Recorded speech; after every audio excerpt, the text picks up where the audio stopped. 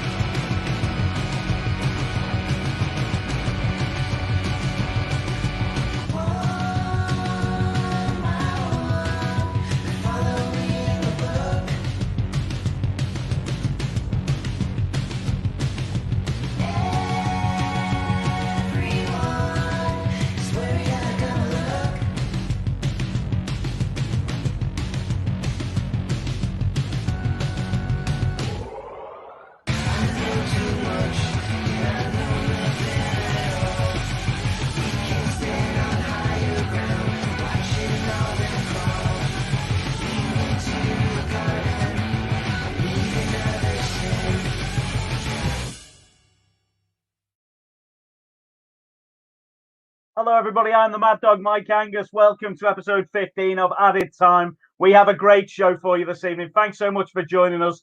Feel free to leave any comments in the comments section. We will get back to you this evening and read through all those. And anything you want to discuss, you can put to us. I am joined by some very special guests this evening. First of all, he is our fox in the box, Mr. Steve Watkins. Good evening.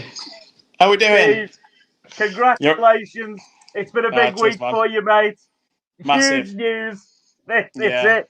It's the culmination of everything you've worked for and Added Time all season. You know, It was meant to be. It was meant to be. Perfect. All that bad luck that we all had was all leading to this moment, mate. You know, That's it. You know, we all feel like we've won something now. If you get that. Excellent. We'll speak more about that in just one moment. We're also joined by a man who's just been travelling across the studio. He's gone from one side of the studio to the other. The host of Big Fight Weekly's pulling double duty tonight. He is the toffee, Chris Hume. Hey, how you doing, guys? Evening, Chris. Chris, how have you been, man? I've been all right, enjoying my 2 days off, so it's been nice and kosher.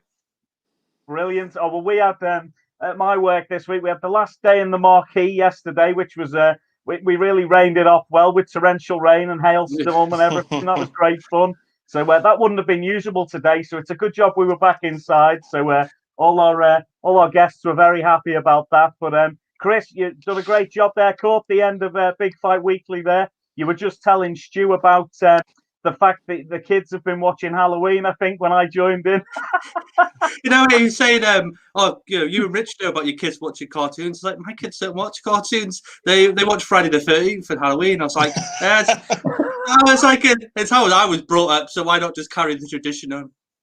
There you have it, mate. Excellent. And we've got a very special guest joining us this evening, who is also a parent, so another one in the gang. I think he's just put his kids to bed, but he is a wrestling and football reporter, PR man, supporter of Southampton, works for the Daily Star and Inside the Ropes magazine.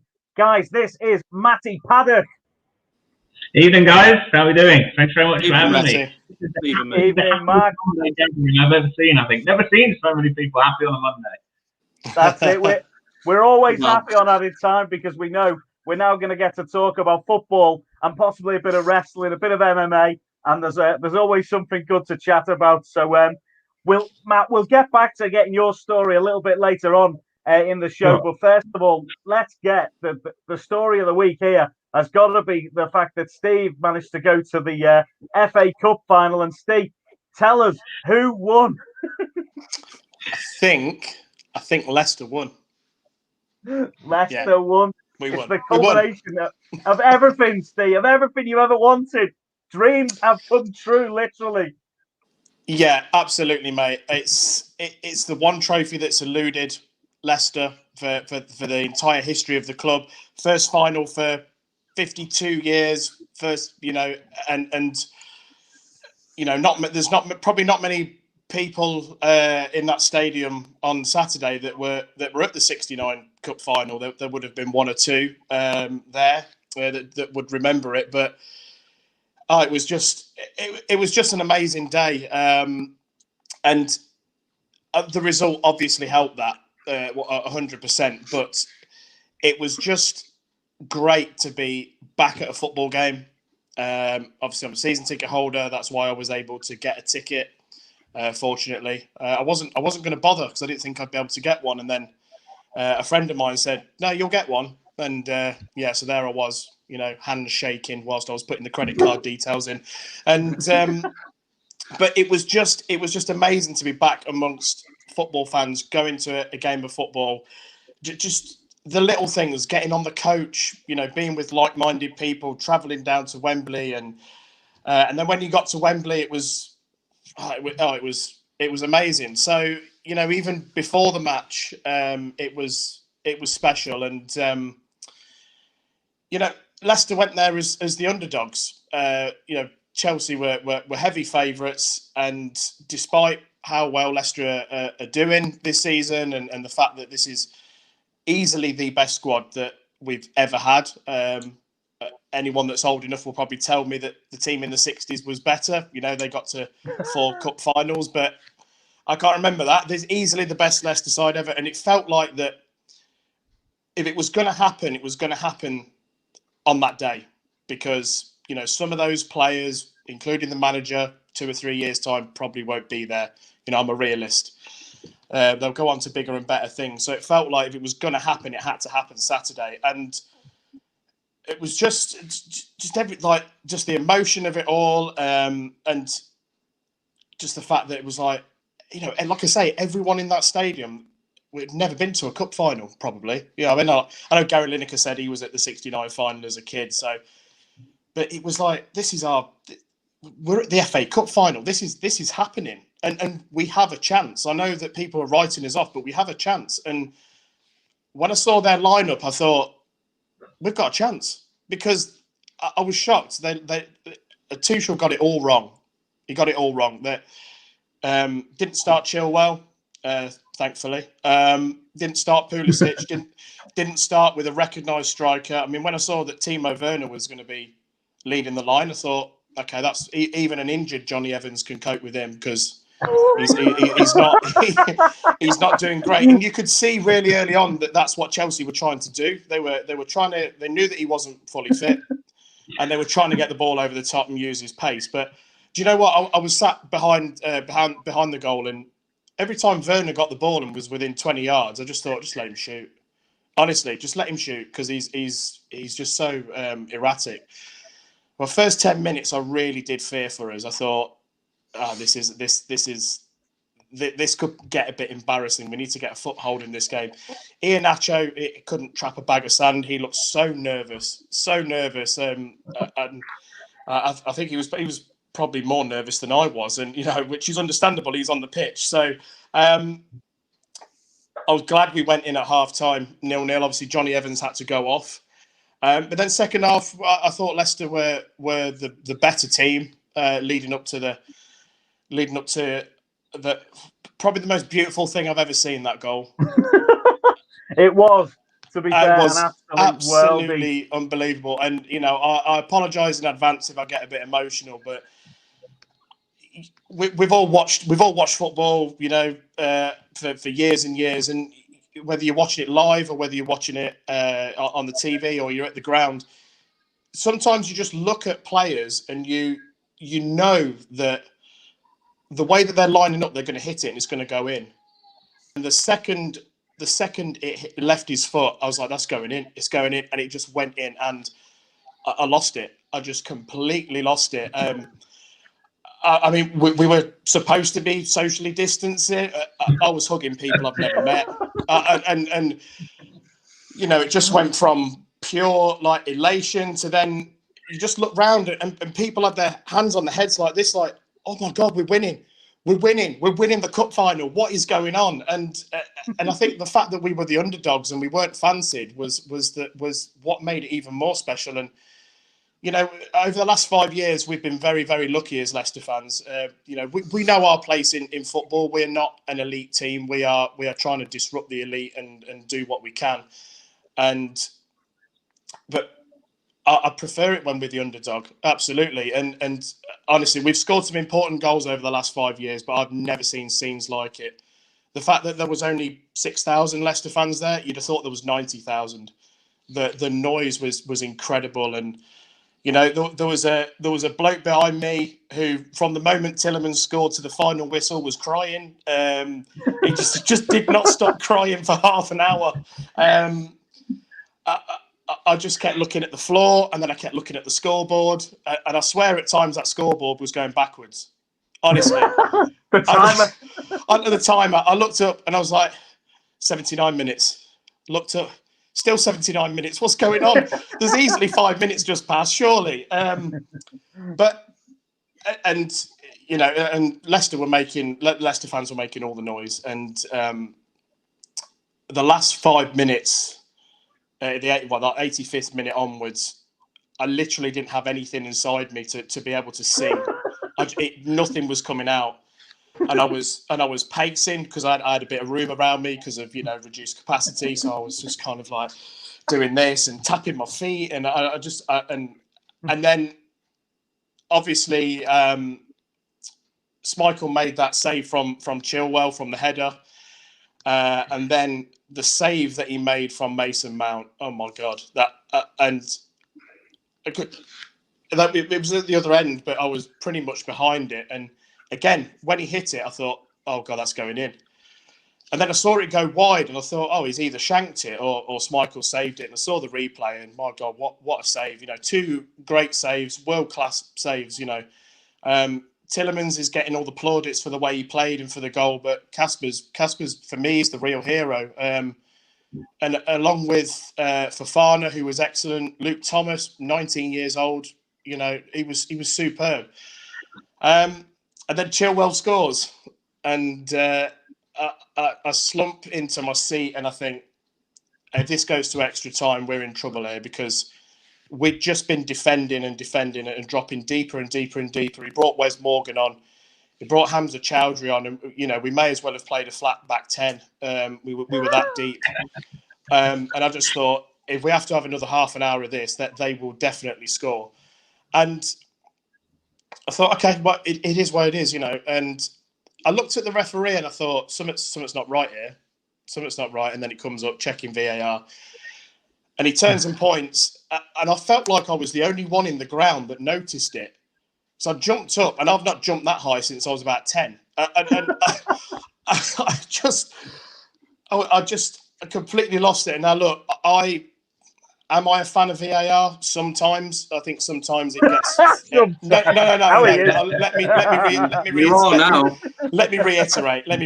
When it's things like, was it inside the box, outside the box? I think it's great. The handball rule is still, I don't know what is handball anymore. And the offside thing, look, it's harsh. It's really harsh, and I can look back on it now in the after the event and think, yeah, that's really harsh. Has it been froze at the right frame? Has the ball already left his foot? Is that when he's made contact with it? This is where VAR's gone wrong, and this is where they're having to keep tweaking it until they get it right. And I heard on the radio earlier, I don't know what the full explanation is, but I heard on the radio earlier that that next season, that goal for whatever reason, that wouldn't be classed as offside. So, again, they are tweaking the rules all the time, and as we speak.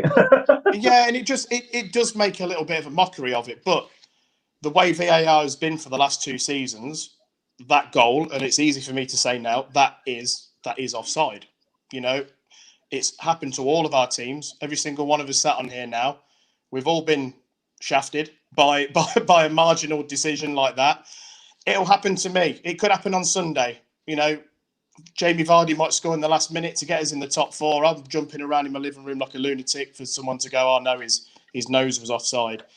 And I have to accept it, and I have to take it. So, it couldn't have happened to a nicer bloke in Ben Chilwell, all the best, Ben. I hope the move suits you well. I'm sure it will. I'm sure if they win the Champions League, they won't be bothered about Saturday. But could drive them on that, Steve. Yeah, and then the you know, the final whistle goes, and it was just unbelievable. And I've got a video just after the final whistle. I took like a 10-15 second video, and for every other person that's jumping up and down and hugging, there are just people doing this. Like, what has just happened? Can't believe it. Just cannot believe it, because we've won the bloody FA Cup, and you know, we've never won it. We've never won it. I don't know if I've ever said that before, but we've never won it, and we have. And I've had comments from people in the past that say, "Why are you so bothered about the FA Cup? It's just the FA Cup." And I agree that it is not the competition it was. You know, the FA have messed about with it, changing the kickoff times, and you know, always used to be the Saturday after the last game of the season, and now it's played on the same weekend as Premier League fixtures, which takes away from it. It was always 3:00 on a Saturday, and now it's 5:15, and so it has lost a little bit of spark. But I thought what was great about Saturday was it was all of this has come about Leicester winning the FA Cup on the backdrop of all this Super League stuff, where people have been talking about Leicester and saying, well, what about Leicester? You know, and it just shows, and I think people, neutrals, we're probably rooting for Leicester more. That's the feeling that I got, more than Chelsea, maybe because of this Super League stuff. But when you see those players, you know, young lads, Maddison, Thomas, Soyuncu, and Didi, Iheanacho, when you see all of them, just when they're about to lift the trophy up, they're looking at it as if to say, is this real? You can't tell me that, you know, those young lads don't care about the FA Cup. That honestly, it means a hell of a lot to them. And you know, I think some people will probably look at it and go, oh God, you know, Leicester fans are overreacting. But, you know, we're not Man United, we're not Chelsea, we're not Arsenal, if you support those teams, you're probably going to be in an FA Cup final or semi-finals, you know, a few times over the space of like a decade. You know, we haven't even been to a semi-final for 38 years. So it was just truly, yeah, just amazing. And yeah, it ticked off the list, and it felt like everyone had a story. Everyone was like, oh, my granddad went to the '69 Cup final, and or you know, or I've never seen them win it, and or this is my first Cup final, and all of this. And it's just, you know, it rings true for me as well. You know, my granddad, he's 85 years old, and all he ever wanted to see was Leicester to win the FA Cup, and now it's happened. So I'm just made up. And it showed as well when Top, the owner, came onto the pitch, just how much he's loved as well. And you can have good foreign owners in your football club. You know, not every single one of them is a bad egg. That's it. They can all learn from that though as well, Steve. That's you know, a huge thing to show the support they've got there, and they've earned it. And I just want to say, mate, I'm really pleased for you. Congratulations. Yeah. Sorry, I went on a bit there, but it's don't worry at all. No, I'll let you have your moment, mate, because I tell you what, it doesn't happen that often, as you said, and it's you know, well deserved. I'll just go over to Matt. Matt, did you get a chance to watch the FA Cup final? What were your opinions? What did you think of it yourself as well? Yeah, I didn't get the opportunity to watch the entire game, but certainly on reflection, I appear to have tuned in at just the right time, really, because I caught all the major drama. And I think, you know, kind of what's been evident not only for the kind of the last few minutes, kind of hearing that first-hand account, but just even watching it, we all felt a little bit emotional, really, with the involvement of supporters at an FA Cup final again. You know, that reaction from around the stadium when that VAR decision went, you know, the expressions on people's faces. It's true what people are saying. Football really isn't the same without a live audience. And I thought that came across fantastically at the weekend. I have no kind of massive affinity or any issue with Leicester whatsoever, but I felt like I was a Leicester fan, you know, when you were seeing those scenes in the last few minutes. And you know, for kind of 4 or 5 minutes of added time, I think it was, they looked imperious, really. It looked, you know, they'd grown in stature. Chelsea could barely get possession of the ball, really. It was just almost as if it was written, you know, once that VAR decision kind of was there, and the whole thing coming together, and exactly as you just said there, with the owner on the pitch things and celebrating, you could tell that's a genuine connection as well. That's not something that's just been put across for the benefit of the TV, the TV crews and the cameras and the fans there. That's a real kind of affection and affinity there. It's a good, a great club, clearly a very talented team with a great manager. I think the point was made there, in terms of how much longer that group will be together, but what they've achieved while they've been together is incredible. I think, yes, there was the Premier League a few years ago, but I think from a romantics point of view, the weekend's achievement was maybe even eclipsing that in some ways. Really, I think a lot of neutrals. Yeah, I was thinking about this earlier, and winning the Premier League was like a fairy tale and a bit of a has that really happened? And to this day, I mean, it's been the kind of 5-year anniversary, if you like, of us winning it and lifting the trophy and all the parties that came after that. And even now, I still watch it and think that didn't happen. That didn't happen. But yeah, Saturday was genuine dream come true, because Leicester fans have been talking about winning the FA Cup for as long as I've supported them, which is nearly 30 years. It's all I ever heard growing up. Oh, I'd love to see us win the FA Cup. Love to see us win the FA Cup. Just please don't leave it another 52 years, because I'll be a very old man and I might not make it. So, I'll be back there again. I'll be back there again in August. As young lads, playing football, you don't necessarily think about scoring the winning goal to win your team the Premier League, do you? You put yourself in that position. It's the FA Cup final. That's the one. Yeah. So I think it's built in us all, really, isn't it? Yeah, and the one.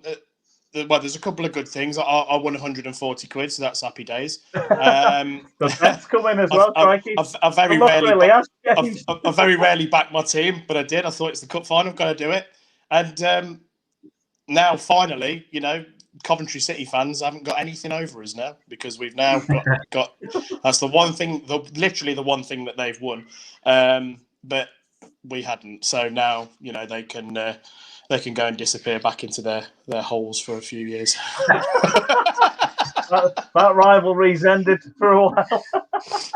Excellent, guys. Now, Chris, I haven't had much of a chance to speak to you yet on the show today. Now, looking at the results from over the weekend, I wasn't going to really stay on this for too long, but Sheffield United versus Everton at Goodison Park. What on earth has happened at Everton recently? What's going on? It's a tale of 2 coins, isn't it? So you say your tails is your away form and heads is your home form, and it's like two-faced from blooming Batman, isn't it? Flickering a flipping coin and seeing which one's going to be lucky, isn't it? We just can't get heads at the moment. Embarrassing. It's embarrassing. I understand if it was a point where we had nothing to play for. They've got the sandals on and are getting ready for the beach life and the sun. Elevation. Yeah, but we have something. We had something to play for. We still could have got Europe. We messed up, against Villa last weekend when we could have got a couple of points ahead. And then this time round, no one seemed interested. It was an absolute utter embarrassment. And it's like you pick the bones of what did we do wrong? We didn't do anything right. We let Sheffield United look like Barcelona, and they've been relegated 5 weeks ago. Mm-hmm. You've got is it McGoldrick look like Rivaldo? I know. Hats off to the young lads, and we made the young lad look like Lionel Messi. Richarlison and Calvert-Lewin, and I said this to Stuart, and they can't play together. One has to be out the wing and one has to be up front, because there's no cohesion when they're together. And we break, they won't pass it to each other. So I'm not sure what's the reason there and what's the problem. But and I can't understate how awful and dreadful it is watching Everton. It's like going into a black hole. And I think I just want to. It really is. I want to bury myself here. I can't cope with the shite, because I was like, the beginning of the season, 7 games in, and we were, even our home form, Everton was going hammer and tons. Everton was going perfect. James Rodriguez was on fire, but Calvert-Lewin was as well. Don't get me wrong. And Everton just seemed to be coherent, and everyone worked together. Now, fast forward it, 8 months, and we don't know how to pass a ball properly. James hasn't exactly been fit. Decore's been out, but I think it's a big summer for Everton, and it's make or break for us really, because we've blown it here. I don't expect us to get anything out of Man City last game of the season. I know we've got fans in on Thursday against Wolves, and maybe that might give them a kick up the arse. But it's too little, too late.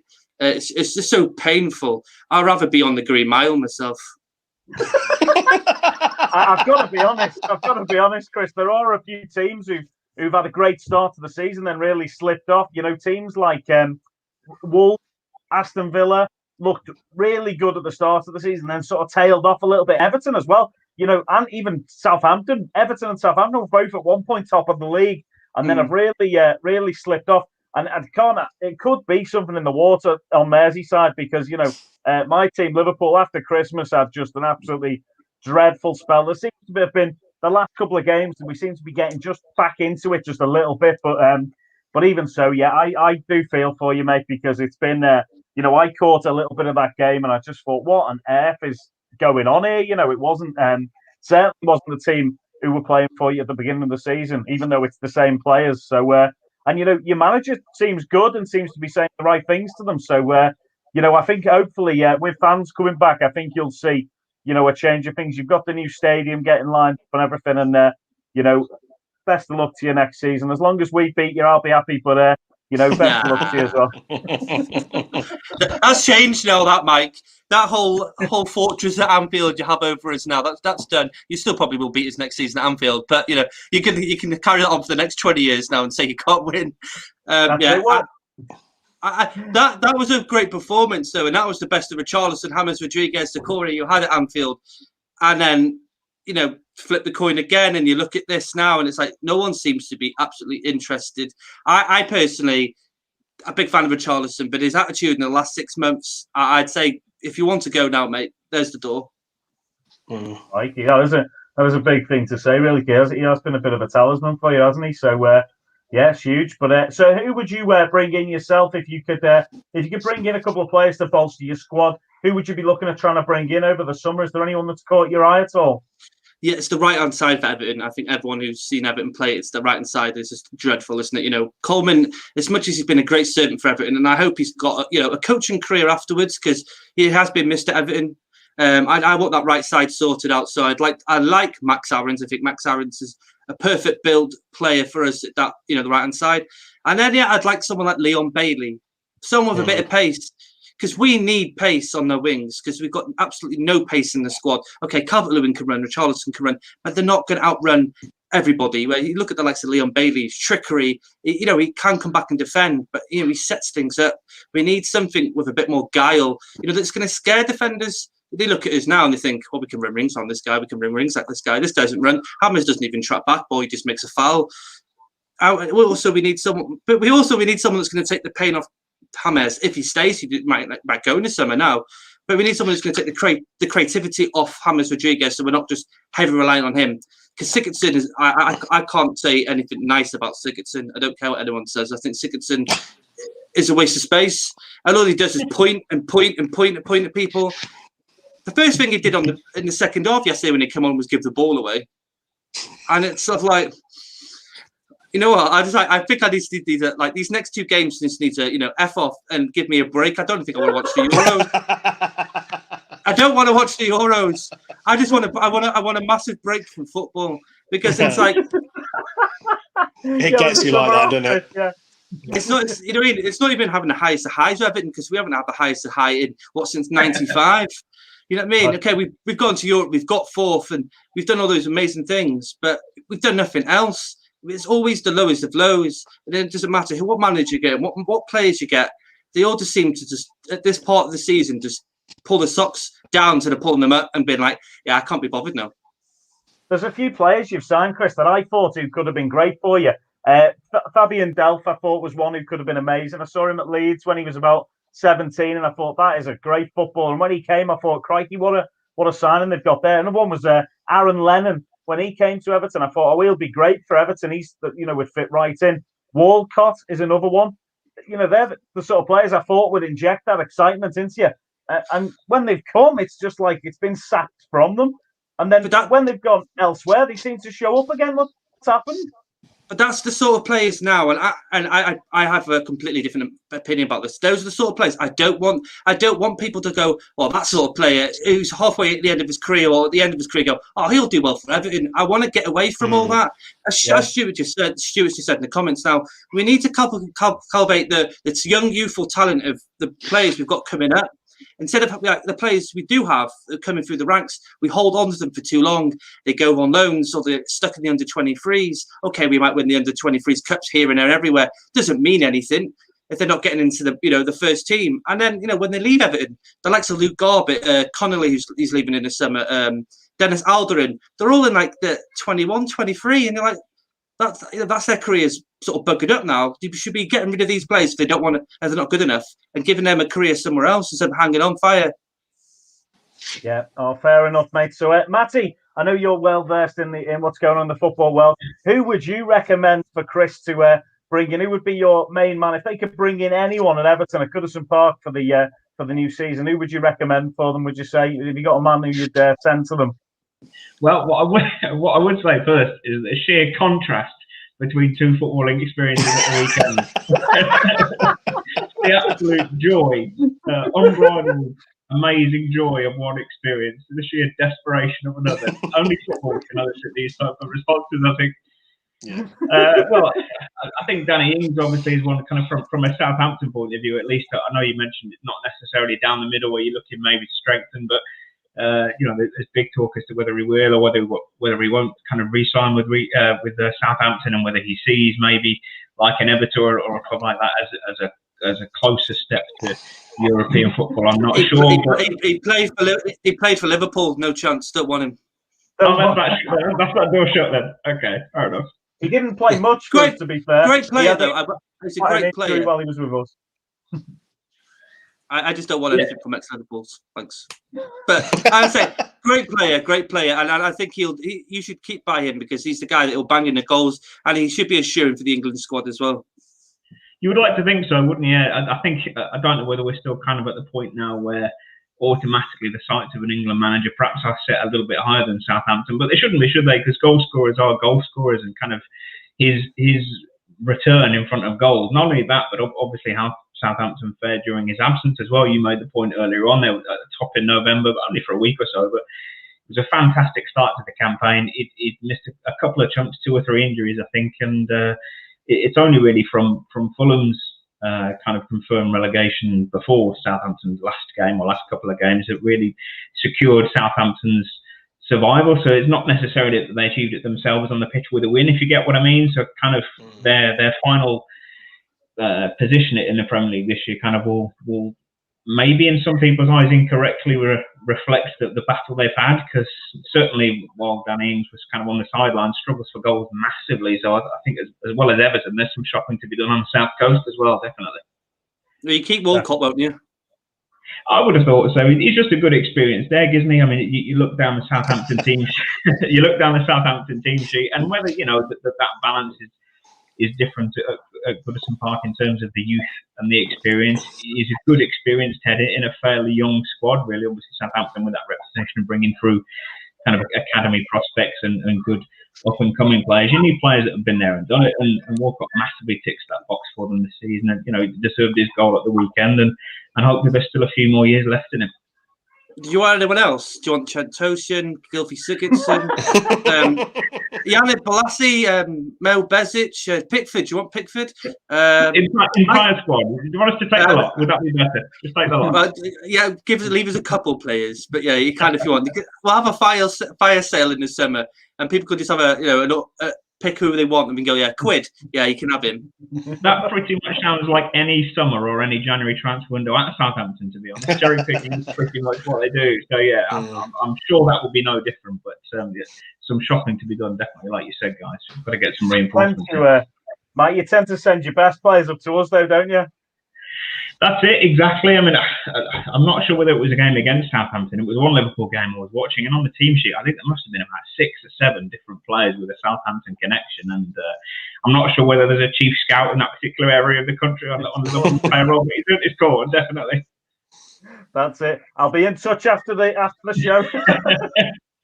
Well, if you're going to get any player from Southampton, be Wood-Prowse out of anybody. James Wood-Prowse, I'd steal him in a heartbeat because I think he's the sort of player that would do fantastic in the top 4, top 6 teams. He has had a great season. Consistency for him, I think, as well, isn't it? I think he's set about wanting to play every minute of every game in every competition, and even when Southampton kind of were in League One fighting to get back to the Premier League, and he was getting half an hour off the bench, he was still your standout performer in many ways. It was always catching the eye, and I think you're kind of seeing what a player can achieve if they do have that stability in their career without moving around and without long spells with injury. He's had a few years, in Southampton's first team now. No surprise that he's got that captain's armband, and his record from set pieces is unbelievable, of course. So another big part of the England setup as well. Yeah, a great player. His set pieces are second to none to Leighton Baines. I'll just put that one out there for you. I'm actually, guys, all of us have touched on it briefly, but I'm actually quite looking forward to the Euros, to seeing what England can do, because we have so many prospects and stuff, but I've not really had a chance to see them all sort of play together, and I still don't think Southgate's got his team quite right yet, and I'm intrigued to see what happens, really, because it's only a year out from the World Cup, isn't it? So literally the Euros and the World Cup are only going to be a year apart, so it could be quite interesting. You could have England winning the Euros and then the World Cup in 2 years' time. You just never know your luck.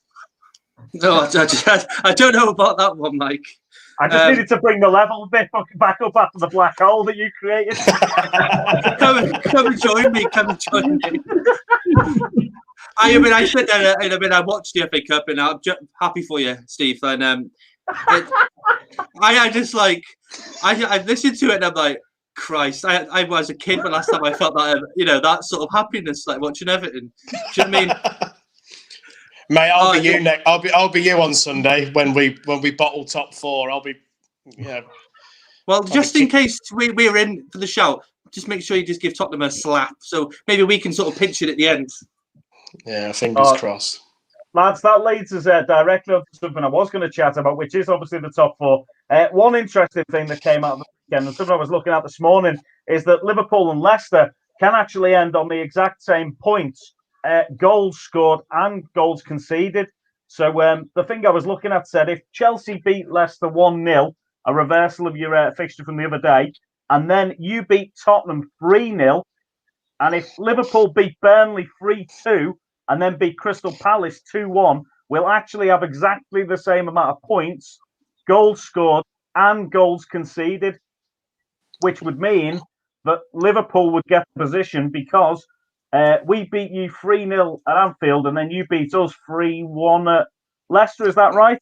That's correct, so our one goal, Mo Salah's goal. Was it 3-0 at Anfield? I think so, yeah. I think that the way it works out is something along them lines anyway. It was 2-0. And it came back to it might have been 2-0, but it was either way, the goal, the away goal. The clean sheet, basically, yeah. Yeah, would gain it for us, which could be really interesting. But that's still a lot of scores. You've got to go one way or the other.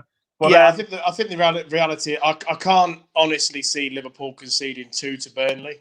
I think that's I'd be surprised at that. I think you're likely to go there. I mean, they got walloped at the weekend, didn't they? Burnley. They're very much. Leeds had a great showing there, didn't they? They're very much on the beach, whatever beach you can go to at the minute, Cromer or something. So are we. But yeah, it's it makes it interesting. The next couple of games, definitely. And we'll just touch upon Liverpool versus West Brom, because obviously it was an interesting game. Another performance by Liverpool that wasn't our best, unfortunately, but I do feel like there's a few little bits clicking a little bit better over the last few games. Obviously, Hal Robson-Kanu scored early on. Mo Salah equalised. It was nice to see Mane setting Salah up there. That was a great goal. For Thiago and Firmino looked a lot better. They were two guys I've been a bit disappointed with this season.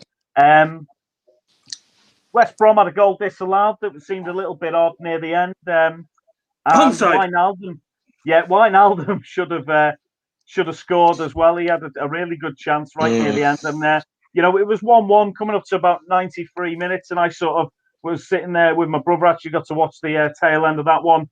And I was a bit disappointed. I was thinking, we had a chance here to get into this top four and put a battle on. We've had a bit of a 1-1 with West Brom, bit disappointed, and then obviously it comes down to that 95th minute. It's all changed because we're having an absolute party as the goalkeeper strides up to the Baywatch theme or to the Titanic theme, whichever meme you've watched this week, and absolutely no one's watching him whatsoever, are they? A cracking header, turns it right in. Alisson goal, craziness, and that was probably one of the best moments of the season for me since we had that 7-0 over Crystal Palace. It's been a little while since I've gone that nuts, and the fact that we were at my brother's house celebrating my nephew's 13th birthday and just happened to catch that moment was, it was definitely a crazy one. The neighbours were not too happy about the noise coming from that one. But, I mean, it leads us on nicely to what we're going to speak about in a moment, which is where we're going to speak about some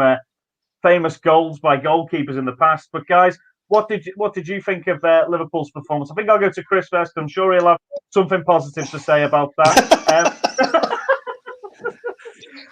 Listen, Chris, I what thought. did you think? In all honesty, you must have been absolutely buzzing when Alisson scored that goal. Yeah, just as deeper night. As I said in our group, and I'm like, why are you all winning this weekend? Can you stop winning? No, you know what? I thought the game was quite tight. I thought West Ham really gave it a go, considering they're relegated as well, and like Sheffield United, they still want to come and make an impression. I thought they pushed you. I think you're starting to all clicking. You are clicking now, where you're going back to snatching goals. Like a good team can do. I think West Brom are very unlucky with the offside goal because I still think you could either give that really. What was the actual decision? Because I'd been in work myself blocking and the caught blocking the view. Is that what it was? It was giving you VAR? Because I thought it was a little bit. When I look back, I thought it looked a bit. Dodgy, if that player's not there, Alisson's still not saving that. So the player being there, I think is irrelevant. He's not. It's not like he's pushed Alisson over out of the way or he's like stood on his toes or whatever.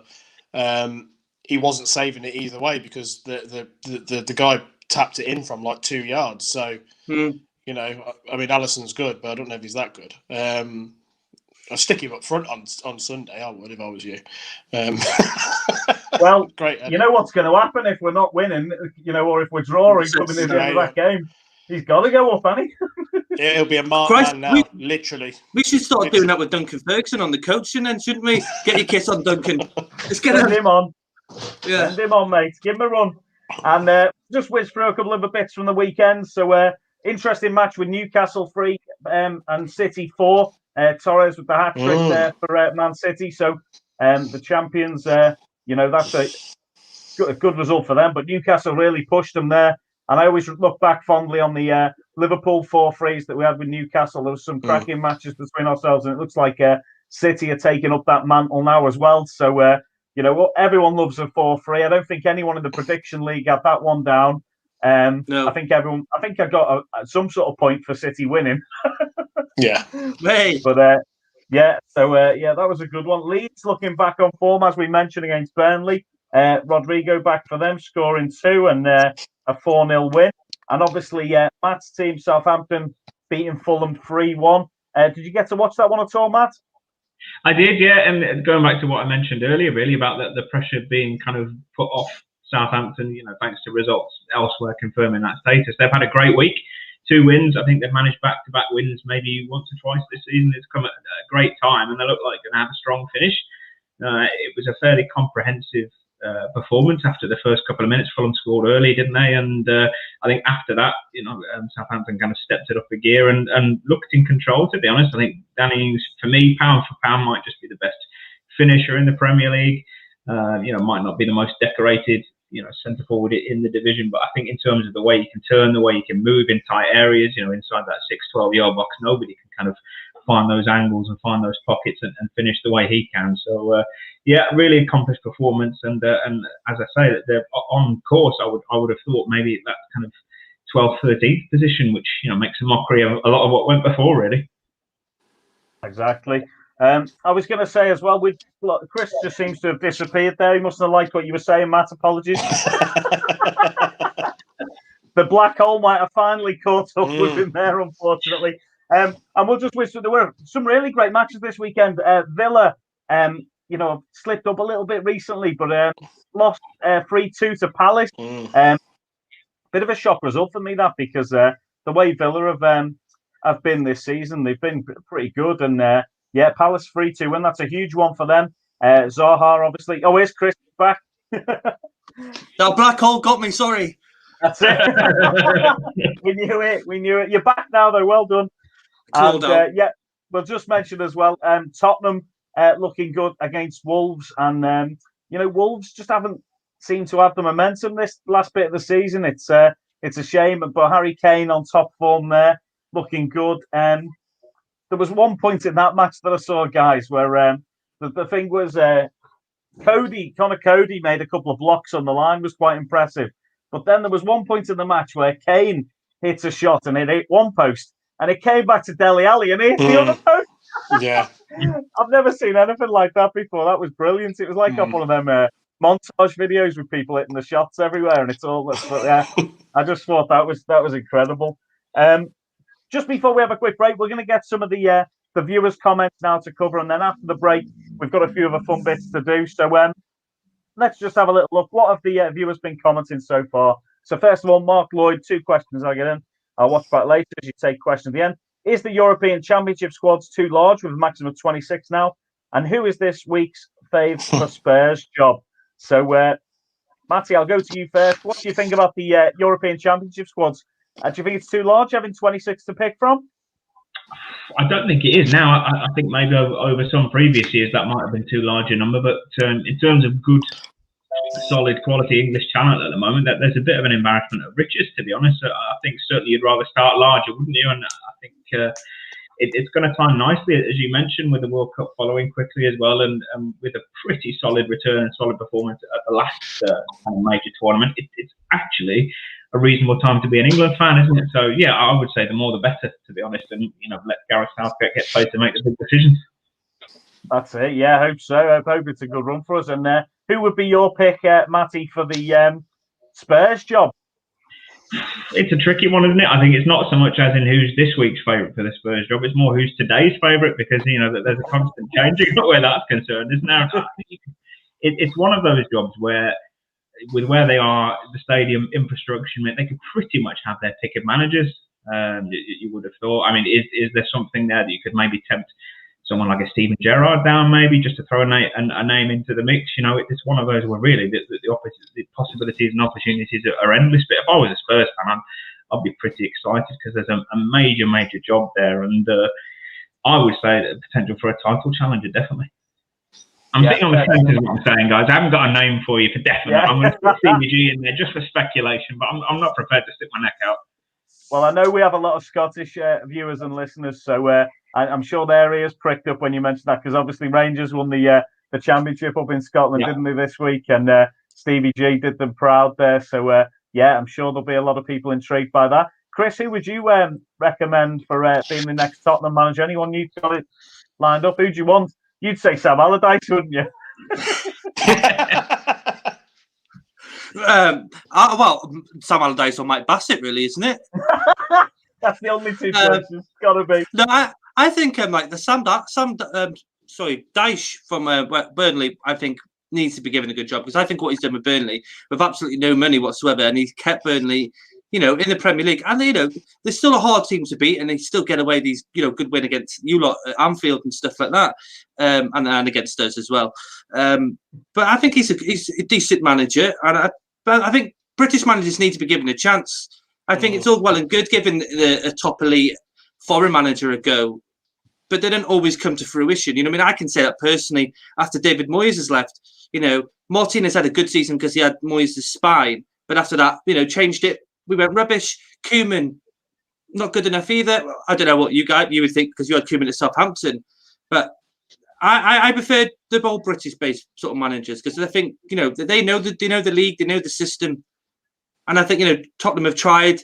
Your Pochettinos, your Jose Mourinho's. Maybe it's time to now look in our country and go, right, okay, let's give this a guy a go. Let's give him 2-year contract and see where we finish, because they can't do any worse than they're doing now. Yeah, good point. And Steve, any recommendations from yourself? What, for Tottenham? Yeah, who would you? I know John would have I definitely have an opinion about this one, John Scott, but he's not in with us today. I'm sure I've got a recommendation, not Brendan Rodgers. There you go. There's my recommendation. You just don't want Brendan to go. That's it, no, isn't it? I don't. I think the favourite that with the bookies who they're not always right. Obviously, I think this week it was Inzaghi. I think Simone. He was the name. He was the name this week. So I don't know where that's came from. It was Sarri the other week. So God knows. We'll have to keep our eyes peeled. Yeah, I wonder whether they'll go down the the Chelsea and the Man United route of ex-player, the cheap option, and they might stick with I forgot his name, Ryan Mason. That's the guy, isn't it? Yeah.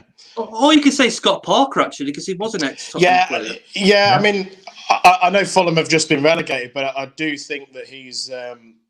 I think he's got something about him, and I do think with a better squad of players, he could do well. Same with Potter at Brighton as well. I think they play some great football, and if and when Brendan does leave, and if Potter's still doing the job, I'd happily have him at Leicester because I think he plays a really good brand of football, and with a better squad of players and the infrastructure that Leicester have got, I think he could thrive in that. But no, don't go Brendan, please, not yet. One more season. I think those are gambles as well, aren't they, in fairness, as in that kind of elite top-level mentality is usually go to Europe to look and recruit maybe a foreign coach, because maybe, like you talked about, a Potter at Brighton or a Scott Parker, maybe not the fashionable choice, and from a PR point of view might not go down well with supporters, but as a long-term project, you give one of those managers 3 or 4 years at a club like Tottenham, and as I mentioned before, you could be going anywhere really. It takes a bit of bravery, I think, to make that kind of appointment. Yeah, definitely. I agree with that. Be interesting if it was like a British-based manager. That'd be really interesting. A big hello to Elsa there, who's just put the shout-out in. Hello, Elsa. Hope you're getting on okay. And it was nice to see the owners celebrating with the players, Steve. So a nice moment for you there. Special moments as a Leicester fan. Evening, John Scott. We're just discussing your club at the moment. So, and here's Stewie. We need 4 to 5 quality players in end of. That's talking about Everton, obviously, Chris. So, Stewie, I know he loves the old Sean Dyke, wouldn't he? He always loves mentioning about the conkers, how many conkers he's got to spend. He's not wrong, though. Rachel asks, do you think the Euros is worth it? What do you think, guys? I think, for me, when I was 11, it was Euro 96, and it got me really invested in football. That was an important moment in my life, really, because up until that point, I hadn't been as invested. But the Euros, it really lit a fire under me to watch all the footy and get involved and play myself and everything. So it was huge for me. So I think, potentially it could be a really good season. It could be a good one for the kids watching, especially. So Carnage Payne. Everton lucky to have Carlo. I agree. I think he's a good manager. I don't disagree with Carnage Payne, a good regular on Big Fight Weekly, may I add as well. We're lucky to have the players we've got in certain aspects. Ben Godfrey, I think, has been probably the signing of the season for us. We're lucky to have him, and I think Everton needs to do a bit more of that and gamble with players in the season in the leagues below, like we used to do with David Moyes. Because 8 times out of 10, they used to always pay off. If you look at the likes of Tim Cahill, Joleon Lescott, Arteta came from the bit when we bought him. Yeah. And what's this? Everton are probably going to end up in the Europa Conference. Embarrassed that zombie segment last night. I'd have the club auction off the spot to a lower club. That's an interesting point. And Carnage adds it by saying as well, Everton need more money. So we do have money. Carnage just put 79p in there. Trying to buy which one of your players was that? That'll get us Harry Kane. Thanks, Carnage. Enjoying the banter and talk. Thanks, lads. I think my team Leeds have had a great season. Marcelo is the legend. Yeah, agreed. I think Leeds have had a great season. It's just a shame they've had a little bit where they've seem to have tailed off a touch, which is a shame. I think they missed a couple of players right in the. But here's your second player. People are funding your squad here, Chris. With him coming in, I can get Dele Alli now. Bloody hell. Everton going to be contenders next season. We'll see. You just never know what could happen. Guys, we'll just take a break for a moment now. Just have a minute, and then this is what you can catch on Powered 4 TV in the next week or two. So check this out. We'll be right back in just a moment's time.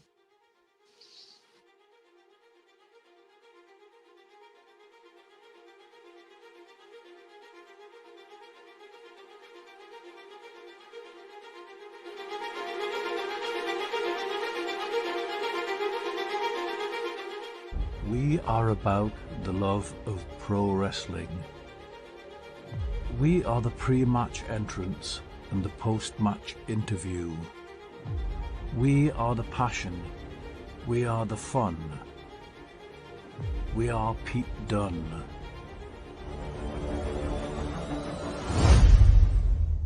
We are the tricks, the risks, the crunching drop kicks. We are the wrestling show display. We are Mariah May. We are the spine buster, flailing punch and brutal knee. We are watching for the count of 3. We are the art in the ring. We are the bright lights. We are the squared circle and the life of the fight. To re-watch our favorite wrestlers' moments, to live and breathe through the eyes of their opponents. We build the vision for you to explore, here at Powered 4.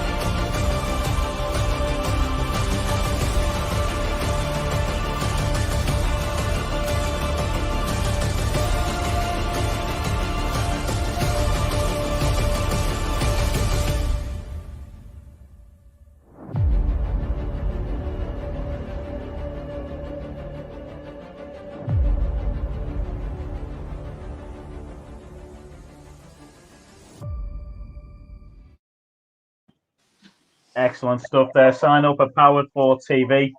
Make sure you check out TNT Extreme Wrestling. They're obviously the company I ring announce for. We cannot wait to be back. As long as this roadmap continues how it is, we will be back in June, June 26th and 27th, a weekender in Liverpool. Make sure you're there.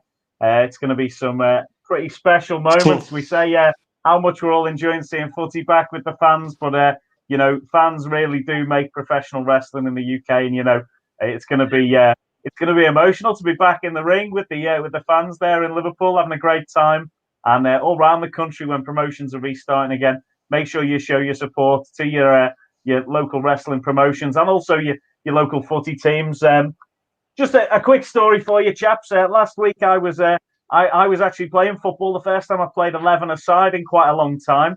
But we did speak about Sunday League the week before, and there was a few bits that I wanted to tell you about that occurred in this match I played in last week. So I was playing for a team called Chester Lions, and we played just off Cheshire Oaks at on the little sports pitches there. So it was a full 11-a-side match playing against a team called I think it was the Ship and Mitre we were playing, and we did get beat 2-1, unfortunately. But I did score our one goal of the game direct from a corner. Oh, get it. Go on, Mike.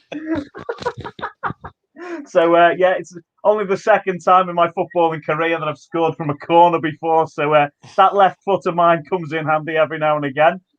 And Nice. another interesting piece of information was that we actually the physio from their team got sent off. How? How did he get sent off? So basically, right near the end of the game, one of our players put a malicious foul in on somebody and absolutely took this poor guy out. And the ref said, there's only 3 minutes left, less of that, rather than give him a card or whatever. Anyway, the physios come on to check on this lad, and it turns out that it's his son who's been belted. So they're trying to sort of carry him off the pitch, and someone points out that this guy hasn't got shin pads on, and obviously in the league we're in, you have to have shin pads. So then the ref's trying to hurry him off the pitch even more and saying he's got to stay off in the sin bin because he hasn't got his shinnies on. So this dad is arguing with who's the physio, is arguing with him. And I point out that the physio is wearing flip-flops on the pitch. Was he a physio from Everton by any chance? I don't know where it's from, but anyway, the ref then noticed this physio's wearing flip-flops and said, "Get off the pitch in your flip-flops." And this guy's obviously started conversing with the referee. It's one thing's led to another, and he's got a yellow card. And he's saying, "I don't care how much you want to fine me and all this." He's got a red card. He sends him off. The physio's off in his flip-flops. Crazy. Oh, you've got to love Sunday League. Memorable. Yeah. So scoring from a corner, and the physio was sent off as well. So yeah, pretty special moments there. But just briefly, Matty, I just want to hear your opinions about the footy back with fans, and obviously wrestling coming back to the UK. I know you're involved there in your business life with both. So just tell us, what are you looking forward to in the next couple of weeks, my friend, and what have you got coming up for us that we can check out from yourself as well? Yeah, well, obviously we're heading, from a wrestling point of view, big time of year, in WWE with SummerSlam, probably the second biggest show of the year, maybe, unless you fancy Royal Rumble in that spot. So hopefully plenty of good content and stuff where that's concerned. I did have a great chat just a couple of days ago with Tyler Bent and Trent Seven, which I've got coming out soon. Some really good stuff there, talking about the British scene and the evolution of that and their involvement in that, really, because even well before their time in WWE, of course, they're hugely influential in that particular circuit, in that area. So yeah, some really good stuff there. And of course, for me, I think NXT UK, one of the most watchable brands in wrestling at the moment, to be honest. Some really good stuff going on there with some great guys and girls. So yeah, lots of exciting stuff. And as you talk about, hopefully not only the finish of this season, but next season, full crowds back in at not only wrestling arenas but football stadiums as well. But all to look forward to, guys. Absolutely can't wait. Brilliant, mate. Yeah, it is. There's so many positive things coming up. Just to round up the show, we've got a few fun little bits to do. So hopefully Rich has got this for us. Obviously, we were just talking about Alisson scoring. But guys, has anyone ever been at a match where a goalkeeper has actually scored themselves? Yeah. No. I have. No. Who did you see, Steve? Who scored? Well, it's a controversial one. So it was when Leicester were in the Championship. I forget who we were playing now, which is unlike me. And Kasper Schmeichel came up, rose like a salmon, and he headed it, and it hit the bar and came down. And it was the Championship, so there's definitely no goal line technology. Yeah. And the linesman nor the ref, that neither of them gave it. But luckily, Chris Wood, who's now at Burnley, was on hand to just nod it in, and it was obviously a last minute thing. That's why Kasper was up there. But you see the replays. Have a look. You'll see it on YouTube. It's definitely Kasper's goal, but it's been awarded to Chris Wood. So yeah. And obviously his dad scored a few goals, didn't he? Peter Schmeichel scored a few. So I think that's something that Kasper definitely wanted on his CV, was a goal. So I think he fancies himself as a bit of an outfield player as well. But yeah, for me, it was Kasper's goal. It was given to Chris Wood, but it was definitely his goal. Yeah, that was another one of those climbing over the seats and hugging random people moment, because it was quite an important goal, if I remember rightly. So yeah, interestingly, Alisson Becker's goal was the first time a goalkeeper's ever scored for Liverpool. But I was at a match at Elland Road when I was at university. On our very first week of uni, we all said, "Oh, we've got to go to a Leeds United game," and they were playing Swindon Town I think it was in the FA Cup actually, and one of the lads as well was a Swindon Town fan, so we all went, and we were in the end right by the goal, and it was 3-2 going into the last 5 minutes of this game to Swindon Town, only for Paul Robinson to come up and score a header very similar to Alisson Becker's. in like the 90th minute and equalised there to take it to extra time. And if I'm not mistaken, I think Leeds actually won in extra time in the game as well. That was back in 2003. So I'll have to check my program notes there. But yeah, pretty much not forgetting that moment. Does anyone know which goalkeeper has scored the most goals in their career? Anybody good with their sort of football knowledge with something like that? Anyone want to give us a suggestion? It would depend what kind of level you're going down to, really. I've got some great non-league football tales. Obviously, I think, as I mentioned to you, Mike, spend a lot of my working life with Kidderminster in non-league football, and we come up with a team regularly in Leamington whose goalkeeper is their designated penalty taker. So I don't know if it's worth it, you guys. Yeah, look up Tony Breeden on your YouTube or social medias or whatever else it is. You've got a fantastic record from the start. Not only takes a penalty, absolutely smashes one as well. I don't ever think he's been caught out missing one and then conceded one up at the other end. But yeah, there was a couple of seasons when whenever Leamington would get a penalty, it would be Tony Breeden who would step up from one end of the pitch to the other to smash it. Absolutely unbelievable stuff. You'd only see it in non-league, of course, but yeah, unreal stuff. That's great. Oh, mate, is the Chilean goalkeeper? Yeah, I was going to say it's Chilavert. Jose Chilavert. Yeah, the Paraguayan.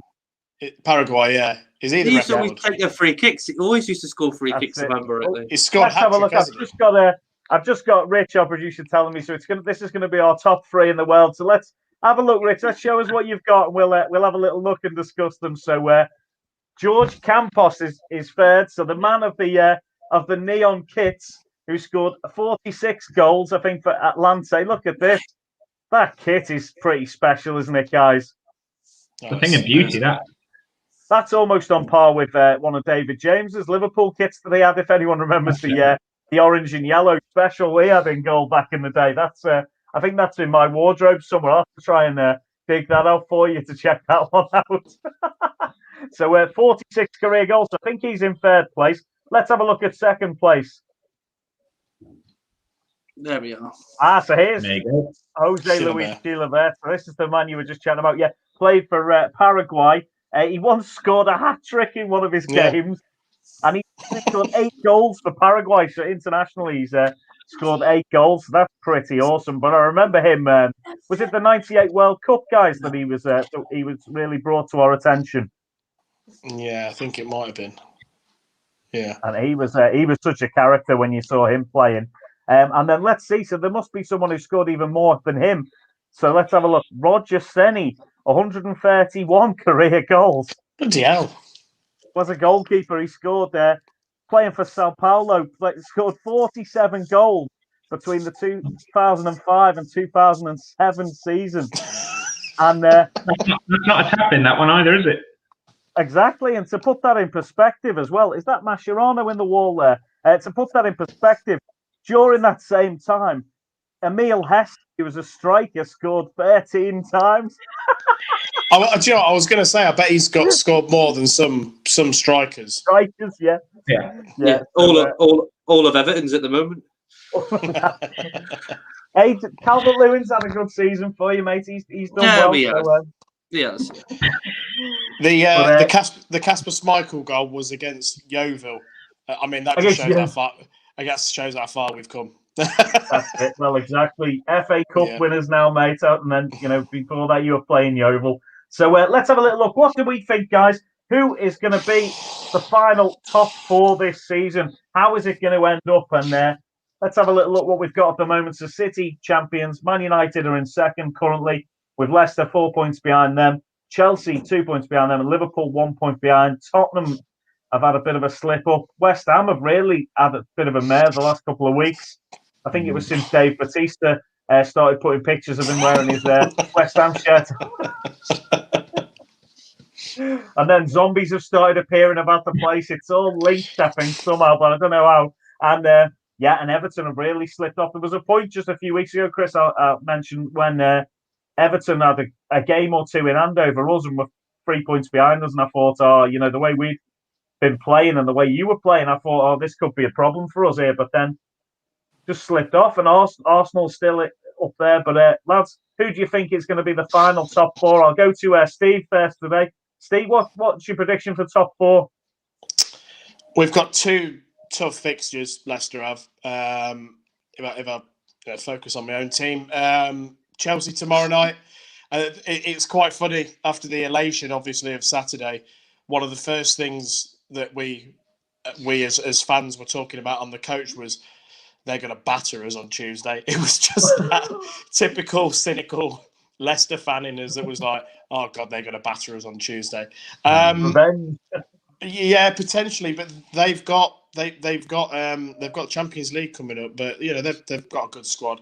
I'd be more than happy with a draw tomorrow night, and then with fans back in the stadium Sunday at the King Power, where we have faltered quite a bit this season. We've got Tottenham, who they've got nothing to play for. It's Tottenham, so fingers crossed. Genuinely, I think the top four will be, well, we know the first and second. I think it'll be Chelsea, Liverpool. I think Leicester will drop out of it, which will be disappointing because we're the only team that's been in the top four since week one, and to drop out with 2 games to go would be a shame. But at the start of the season, if you'd have offered me 5th and an FA Cup, I'd have snapped your hand off. So it's one of them. So yeah, it will be disappointed, but yeah, I guess you can't. Well, it'd be nice if we could have both actually, but that's. I think Liverpool might just sneak in. I think Liverpool's run-in is easier. Could have really done without that Alisson goal yesterday. It nearly ruined my weekend. That did. No, it didn't really. Great goal, brilliant goal. That. I bet you were celebrating that, Steve. No, I wasn't. I sat there and I went, "You jammy, yeah." So, little cartwheel. You know what? That's what's great about football. Just unscripted, moments like that, things that just come from nowhere, and you just think that's why it's the best sport in the world, But excellent. You're right. Yeah, mate. I'm gonna get Chelsea, Liverpool. Unfortunately, from Leicester's point of view.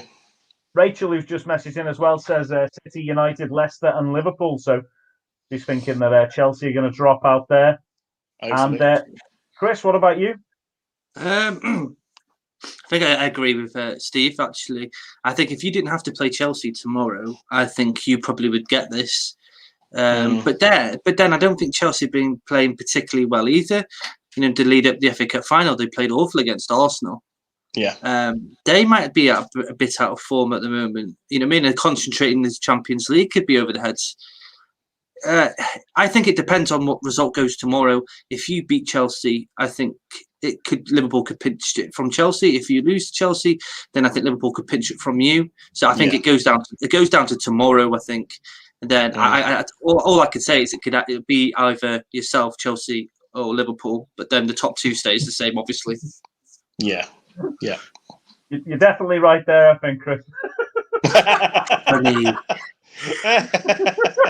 Hey, you never know. You never know. It might just stay the same.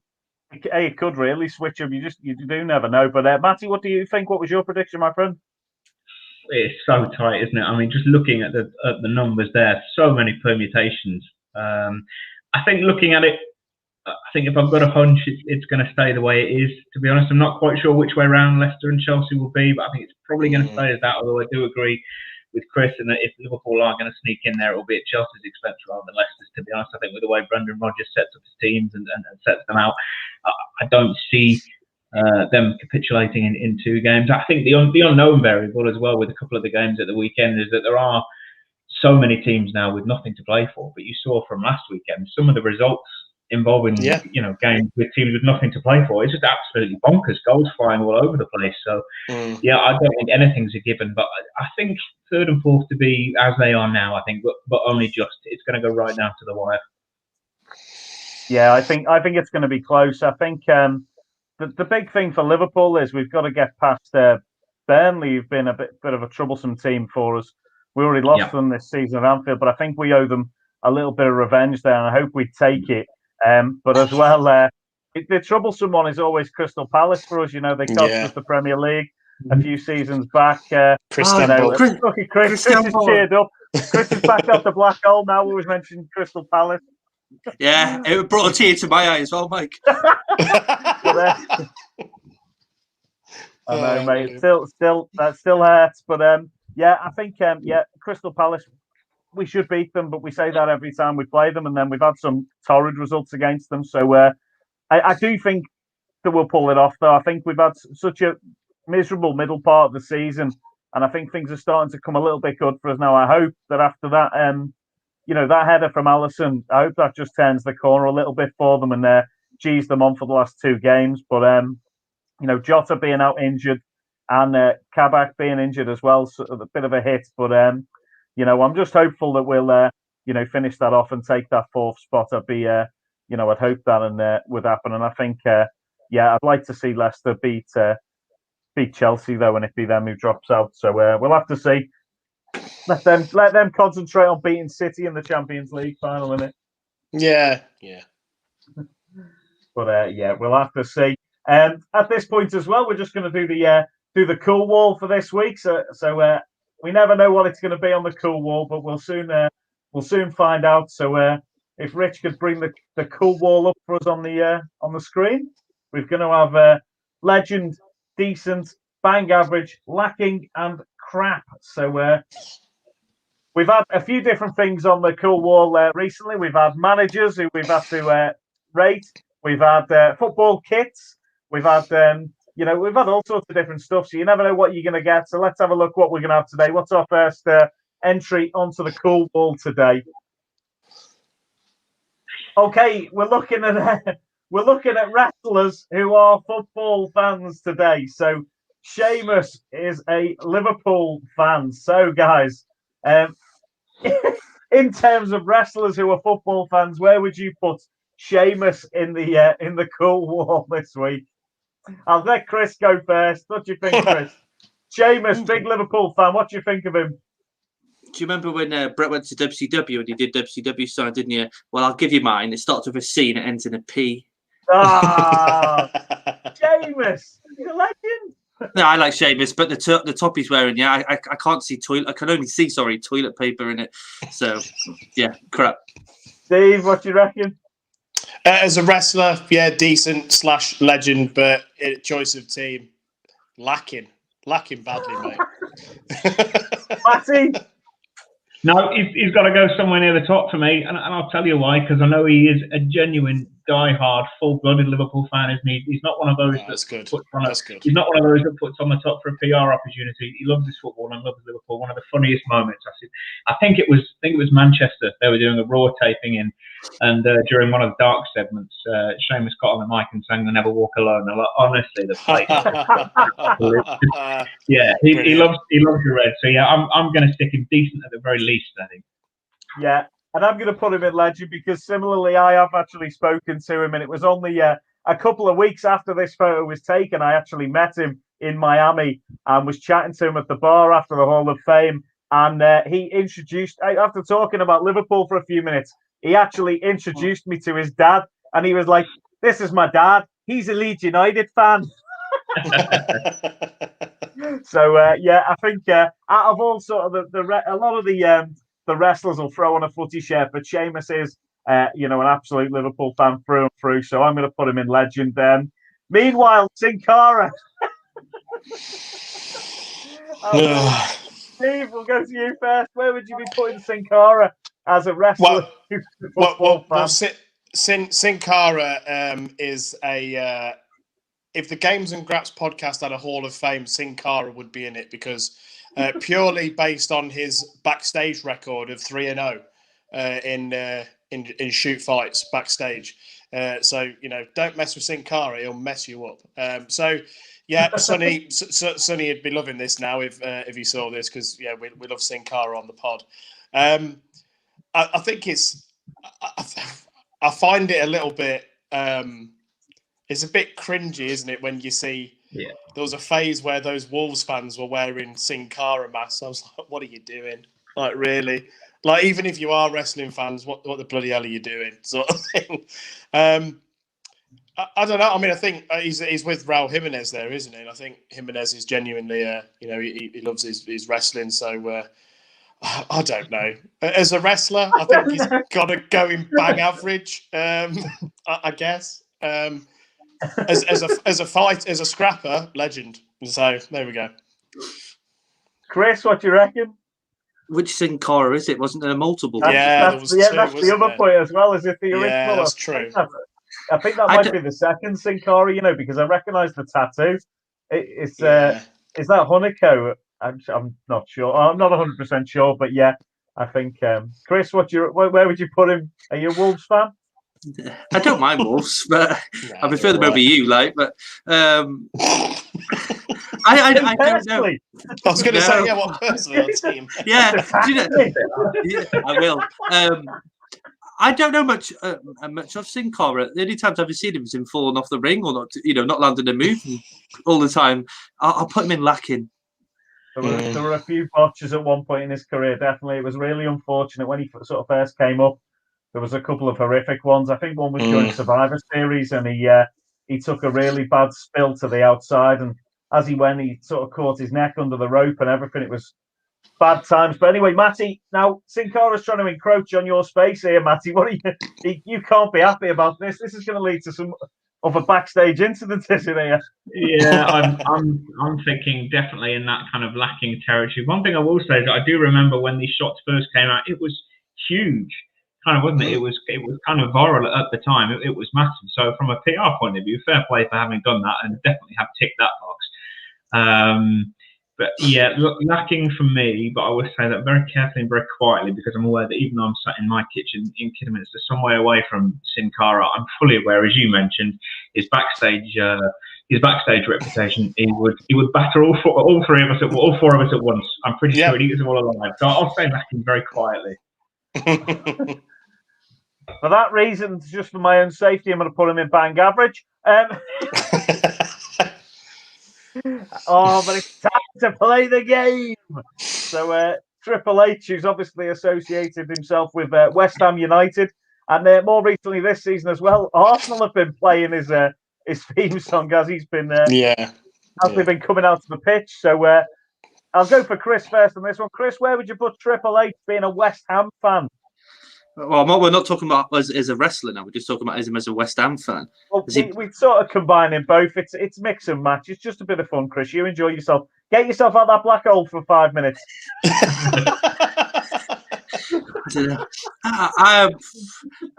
He must have banged his head, did he? Why support West Ham? The hammers, isn't it? He's got a sledgehammer. Hammer. Yeah, sledgehammer. Is he blowing bubbles instead of water now, then, is he? I'll say, because I like Triple H growing up, so I'll give it decent, but not sure about the old shirt. Fair enough. Matty, what do you reckon? No, a fair bit lower than that, I think, guys, to be honest. I will give him his props. He's committed to the gimmick of being a West Ham fan. It's a number of years now, I think, to be honest. So fair play to him for staying with it. I think, was there an advert? Was it a big Champions League game or something over WrestleMania weekend where he dropped in and gave it to Gary Lineker, who wrote about being a West Ham fan? I think he predicted them for a top 4 finish as well, didn't he? So bit of egg on his face. So, let's be honest, Triple H doesn't know the first thing about West Ham. He still goes to some parts for home games, I would have thought. So it's sticking right down the bottom for me. I'm not buying it. Oh, fair enough. Lacking or crap then for Matty there. And Steve, what do you reckon? I'm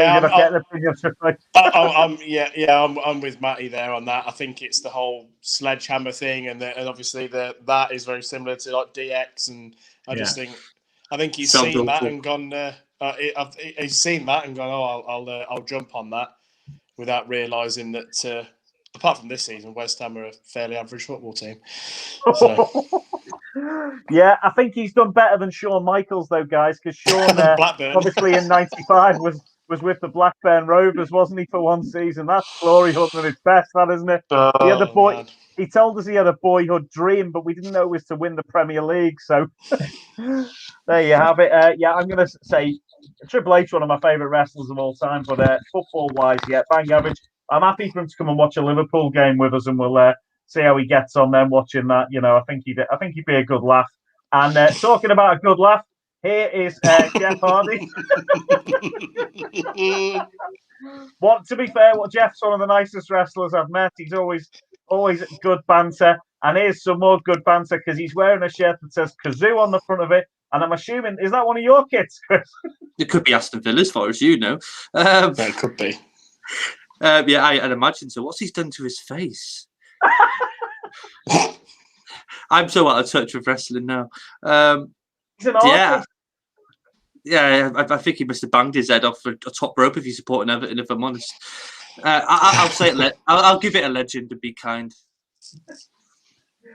Yeah, Matty, what do you think? Yeah, I'll go with a green kind of finish as well on this one, purely because if anyone's seen the recent booking of Jeff Hardy, it's just nice to see him upright, to be honest, as opposed to on his back. So it is that nice. It is nice to see that side of Jeff Hardy again, because bless him, legend of the business, a veteran performer. But yeah, he's from pillar to post week in, week out at the minute. So I think there's something resembling a smile there, to be honest. It's good to see for a change. Yeah. I'm happy to see him. I'm going to put him in legend for his wrestling. He's put his body on the line so many times, but crap kit, unfortunately. Even as an Everton fan, you can't say that that's a nice kit. That's not one of your better kits. The second and the third kit this season is miles better than the home kit, if I'm honest. I like our kit this season, but I don't like the price tag of it. So like Chelsea's, was it for next season? 110 quid. What was that they were wearing? I only saw a little bit of that. What was that they were wearing, Steve? That's their new home kit for next season. Obviously, it's brought them some really good luck so far. So hopefully they wear it tomorrow night as well. All I could see really, I couldn't really see the pattern on it. I was sat a fair distance away. Big stadium, so but all you could see was this horrible yellow stripe. I thought, I didn't, I mean, Chelsea shirts are generally blue. It's a bit like Leicester; they're always blue. Everton are always blue, but they've added that yellow stripe. It's a bit not for me. No. Might be a grower. You never know, guys. By next season, other stuff's got to be unveiled yet. You dread to see what could be coming. Yeah, not for the price they're banging on. Saying it's going to cost people. Exactly, no. mate. Exactly. Over 100 quid for a cup. Guys, I'll just say we're going to be back next Monday at 7:00. We'll be back every week going through the Euros, I believe, as well. Thank you to everyone that donated and commented. A big thank you to Steve for his build-up there about the FA Cup. Absolutely brilliant, mate. Congratulations. Chris, cheers, buddy. We're going to be getting the Guardians of the Galaxy out to you to get you out that black hole. Thank you. No worries, mate. You've been great, as always. Thanks so much for joining us. And to all the comments and everyone who's joined us there. Stu and John obviously been in the comments. Sonny's gone missing again. I don't know where he is. Hopefully we'll see Sonny again in the future at some point. And Matty, absolute honour having you on board with us today, mate. Brilliant to chat to you. Great knowledge. And best of luck with everything you're working on. Just before we go, let us know where we can find you on Twitter and Facebook and all your social medias. Yeah, so at Matty Paddock on Twitter, you'll find my work covering WWE, AEW in the Daily Star and Independent. But yeah, find me out on Twitter and all the good stuff's there. But what I will say as well, just before I leave you, is now it's legal and now that we can, I'm not sure how huggy you guys have been today, but I think collective hugs in Chris's direction just for a bit of love to end the show. And he's cheering up, doesn't he? Thanks, guys. Get your hat back on, Steve, for the end of the show. Where's your hat gone? There it is. Courtesy of the owners, they put a load of stuff in a bag on our seat. So, look at that. Look at that. There you have it. If that doesn't cheer you up, Chris, I don't know what will. It's lovely. Excellent. Thanks again, Matty Paddock, once again. And I've been the Mad Dog, Mike Angus. This has been Added Time on Powered 4 TV. We'll see you all next week. Thanks, everybody. See you again soon. Cheers. See ya.